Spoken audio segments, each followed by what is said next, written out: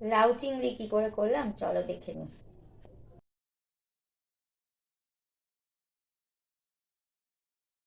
Good morning everyone, কেমন আছো তোমরা? আমিও ভালোই আছি আর চলে এসেছি রান্নাঘরে। তো এই দেখো আজকে রান্না করবো লাউ চিংড়ি। তার জন্য নিয়েছি চিংড়ি মাছ আর এখানে লাউ কেটে নিয়েছি আর কিছুটা আলু ছোট করে কেটে নিয়েছি।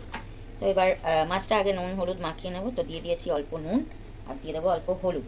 আর গ্যাসে কড়াই বসিয়েছি তেল। তো তেল গরম হয়েই গেছে, এর মধ্যে দেবো জিরে শুকনো লঙ্কা আর তেজপাতা আর দিয়ে দেবো আলু। তো আমার তো একটু তাড়াহুড়ো থাকেই, রোজই জানো, তো আজকেও সেই অবস্থা। তো আলুগুলো দিয়ে দিচ্ছি।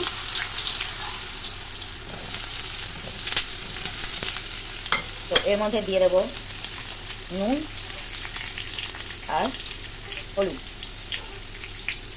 তো যেহেতু আমার দেরি হয়ে গেছে, তো আমি মাছটা নুন হলুদ মাখিয়ে ভালো করে নুন হলুদ মাখিয়ে আর এই আলুটার মধ্যেই দিয়ে দেবো। তো একসঙ্গে ভাজা হয়ে যাবে, আলাদা করে ভাজার আমার টাইম নেই। তো এই দেখো আলুটা অনেকটাই ভাজা হয়েছে, এবার দিয়ে দেবো আমি মাছগুলো একসঙ্গে ভেজে নেবো। কেন আমার যেতে হবে দোকানে, তোমরা তো অনেকেই জানো যে আমার ছোট্ট একটা দোকান আছে। তো এবার আমি এটা ভালো করে ভেজে নেবো। তো এই দেখো আলু আর পেঁয়াজ অনেকটাই ভাজা হয়ে গেছে। চিংড়ি মাছ খুব বেশি ভাজার প্রয়োজন হয় না, চিংড়ি মাছ তো আমরা কাঁচাই ভাপা খাই। তো এই যে মাঝখানটা একটু খালি করে আর দিয়ে দেবো মশলাটা। এই মশলাটার মধ্যে আছে একটু আদা রসুন আর একটু শুকনো লঙ্কা জিরে।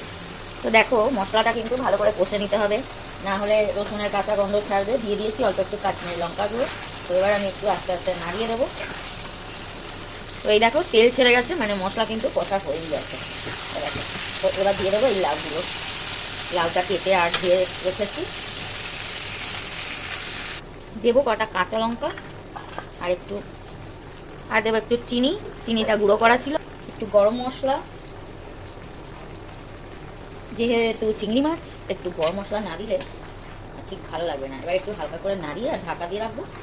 তো এটা দিয়ে কিন্তু এবার জল বেরোবে, তো বেশ কিছুক্ষণ টাইম লাগবে। আর কড়াটা হয়ে গেছে ছোটো, তো একটু ঢাকা দিয়ে দিলে কমে যাবে। তারপর আমি এটাকে ভালো করে নাড়াবো।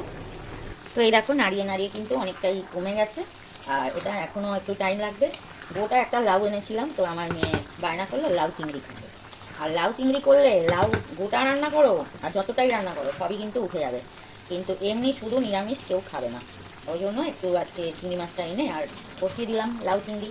তো রেসিপি যদি তোমাদের ভালো লাগে লাইক কমেন্ট করো প্লিজ, আমাকে জানিও তোমরা কি করে বানাও, আমাকে কমেন্টে কিন্তু অবশ্যই জানিও। আর কে কোথা থেকে দেখছো একটু সেটা আমাকে বলে দিও, তো আমার ভালো লাগবে। তো ওকে, এবার এটা আমি ঢাকা দিয়ে রাখবো। তো এই দেখো লাউ চিংড়ি একদম রেডি। আলু লাউ পুরো একদম সিদ্ধ হয়ে গেছে।